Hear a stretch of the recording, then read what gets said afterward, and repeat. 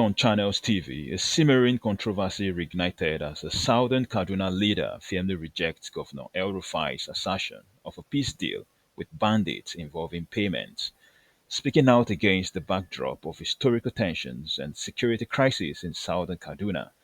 The leader insists that no money was involved in the peace deal, directly challenging El-Rufai's narrative.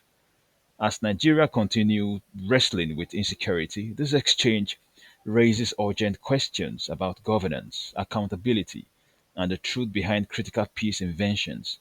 Stay tuned as we unpack the tensions, the history, and what's really at stake. We have this morning on our program Mr. Zubay Idris, who is the Damasani of Biringwari, Southern Kaduna. He is a community leader in that particular local government area. We have to thank you so much for joining us this morning. Thank you, Murphy. Well, it does appear that there's been some calm because we've had you on this program not once, not twice, to talk about the upheaval that we had noticed, particularly around Biringwari, because it did seem that it was the hotbed of the crisis that had bedeviled southern Kaduna in particular for a while. Do you want to tell us what exactly is currently happening in your place? Are you aware of this payment of bandits, so to speak? Well, Murphy, let's put the record straight. Biringwari is in the central part of the state, in which the place is being surrounded by forest, the Kamuku National Park, the Kwembana Forest, and by extension, the Dajun Rugu, and also toward Naija, you have the Alawa Forest, in which these criminals elements hide and perpetuating this heinous crime. In the last 9 months, we have enjoyed a new lease of life as a result of the peace deal that we term the peace model that we have in Biringwari, and in which is being copied by other communities across the northwestern states. As far as we're concerned, when we look back what happened, in the last 8 years of Nasiru El-Rufai, Biringwari has occupied the map of carnage, bloodshed, and a lot of issues have happened. And in those 8 years of Nasiru El-Rufai, we have lost 372 people in the last 8 years of Nasiru El-Rufai as a result of killings by these bandits and terrorists. And out of, the district that we have, before the dismantling of the district, we lost 17,316 cattle that were rustled in all the 16 districts before the dismantling of the district by Nasiru El-Rufai. So what we have, the peace model that we have now, is as a result of community initiative, because the government is not forthcoming during El-Rufai. He said he's not going to negotiate with the bandit. So nobody is helping the communities. The communities were being overrun. Schools are being closed. You know, if you look at it, virtually economic activities grounded. Farmers cannot go to the farms. But you see, the communities now look at what will be the way forward. There were several attempts in the past to be able to have a kind of peace deal with this bandit. But this time around, in the last 9 months, that is to be precise, in November last year, the first round of talks was started at the Emir Palace, in which these emissaries of these bandit leaders came with all the stakeholders. And after the first talk, the first condition given to them is you should release all people in captivity as a starting point of any negotiation with you or any way to make deal.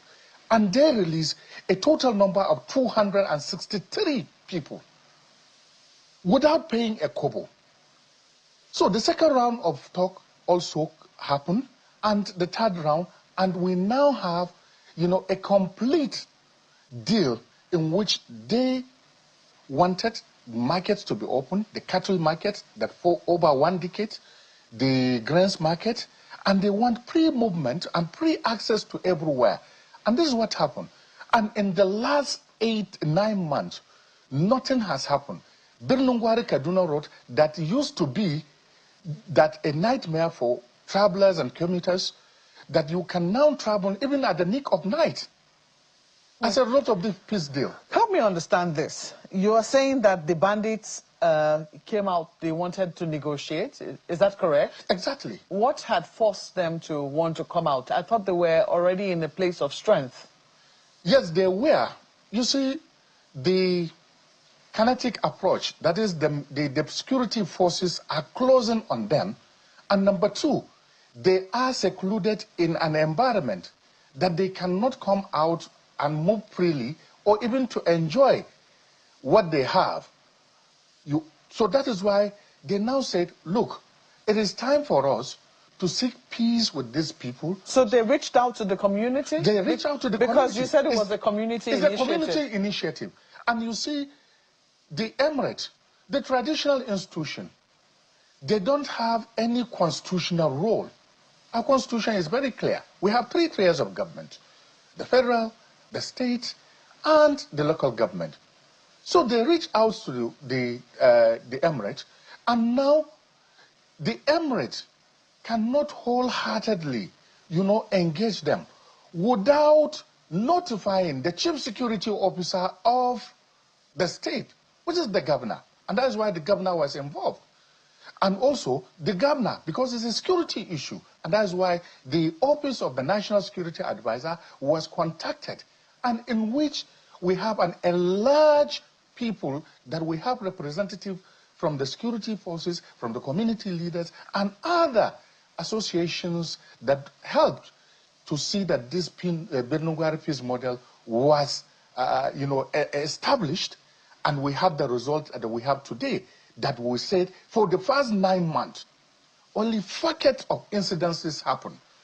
And at least when you look at the carnage, the bloodshed, and what have you, and somebody will be telling you that money has been paid. As far as I'm concerned, all the talks, all the discussions, as a senior counselor in Birnungwari Emirate, as the Damasani, I'm part and parcel of what transpired in that place. Nothing, a kobo has not been paid for anything that has to do with this deal, or anything that has to do with this peace initiative or negotiation with this bandit. So there has been negotiation with bandits? There is negotiation, but nothing has been paid. It's a peace. It's a community initiative. So what exactly what is in it for the bandits?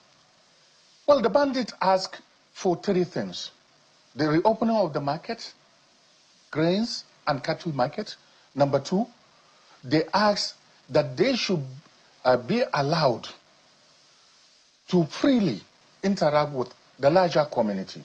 And the third one is they want the government to establish schools and health facilities and potable water, industrialized borehole. These are the conditions they gave. But they didn't ask for any money. So for somebody now, like El-Rufai, to be saying that bandits were paid in Birnungwari general area, that comprises Chukun local government. No, I don't think he's mentioned Birnungwari specifically. He just said in Kaduna and in a number of other states. Look, he mentioned. There was a statement he released yesterday, which he now said that the so-called peace negotiation in Birnungwari, Giwa, Chukung, and other local governments, he said that the office of the National Security Advisor and also the Kaduna State government paid for this negotiation. And even the peace deal that they are saying that there are some, some attacks in some of these areas. I mean, if you, as I said, there are pockets of incidences. You cannot expect that after the peace deal, that it will just go like that. just like a rainfall or the rainstorm, and it will just cease, at once. Is it possible? Is it in any way possible that some money was paid, but you were not aware of it? There is nothing being discussed, whether behind the scene or within the vicinity of the area, that I didn't know. As I said, I am part and parcel of this negotiation because as a senior counselor, I'm very, very close to the emir. Okay. Well, can I also ask you, in terms of these negotiations that have now happened, assuming money was paid, is there anything wrong with it? To me, how can you say, is there any wrong on something that doesn't happen? How can you talk of something that doesn't happen? For me, before this time, people were paying ransom to these people. But now, we are coming to a place that we want to have peace. And these people, they come with open hand to negotiate. Why do you give them money? There's no point to give them money. No, I'm asking because we have seen in the past some governors paying money. As a matter of fact, the former governor himself did admit that he paid some compensation to some people whom he said came from Chad and Mali. Niger, exactly. So he did admit that in the past, but he did say that that was something that did not seem to work, and that he has since, stopped his support. He's been very vocal with his own lack of support for, governors who would decide to go down the route of compensating or, paying bandits, so to speak. So I'm just asking, because it does appear that there is a school of people who believe that we can reach negotiations, we can pay some, some money, and, we can achieve peace. And that if that can bring peace, let us go down that route. I'm asking you, what school of thought do you support? Because clearly, you're not against negotiating with bandits. There are those who believe that we should not negotiate with bandits at all. Assuming in the negotiations, the bandits were to ask for money, because today, they are not asking for money. What if tomorrow they should come and ask for money? Would you have a problem with that? As far as we are concerned, any breach of this peace deal with this bandit, any breach, there are security forces that are on standby, and believe you me, we know they are going to be overrun. You remember I said, because of the pressure by the security forces on them, in which they are, encircled by the security forces, and that's why they now offered to negotiate for peace. So in case they want to do that, the security forces are ready to do that. I don't buy the idea of giving money, whatever, guys. So if the policy should change tomorrow, you will not be in support of it? I will not be in support of anything to pay money to this to these renegades, because that will not be something will be good for us. Because if we enjoy peace without paying a kobo, why should I pay money again? Okay, but this is, as far as you know, this is in respect to what has happened within Beningwari. Yes. It doesn't include other states of the north. As far as I'm concerned, yes, Beningwari is the model of this peace negotiation, in which now, as a result of this Beningwari peace model, the people of Jibia has done it. Even the government said they don't have hand in it. They did it. Community initiative. Bazari, they did it. Just of recent, last week, Kurupi in Katsina State also did it. So I believe if many of these communities initiate this kind of dialogue, they can resolve this issue amicably, and we'll have peace in all the porous ecosystem within the Northwest and other parts of the northern Nigeria. Well, we certainly hope that this peace is maintained, because we cannot continue to lose lives, and we certainly will keep an eye on what exactly is happening in your own area. We hope that the peace continues. We have to thank you so much for coming on our program this morning and sharing your thoughts with us. Mr. Zubair Idris is the Damasani of Beningwari in southern Kaduna, and also, or central Kaduna, you say, and also the community leader in Beningwari as well. We have to thank you once more for coming on the program. This uncompromising rebuttal from Southern Kaduna's leadership sent a powerful message in matters of peace and security. clarity and integrity must prevail. Was El-Rufai's claim accurate? Does this dispute signal deeper miscommunications or missteps in addressing banditry head on? At Fair News NG, we will be watching closely at events as events unfold because in a nation yearning for stability, every word, every denial, and every conversation matters. Like, subscribe, and let us know what you think. Was this a leadership failure or a necessary correction in Nigeria's security narrative?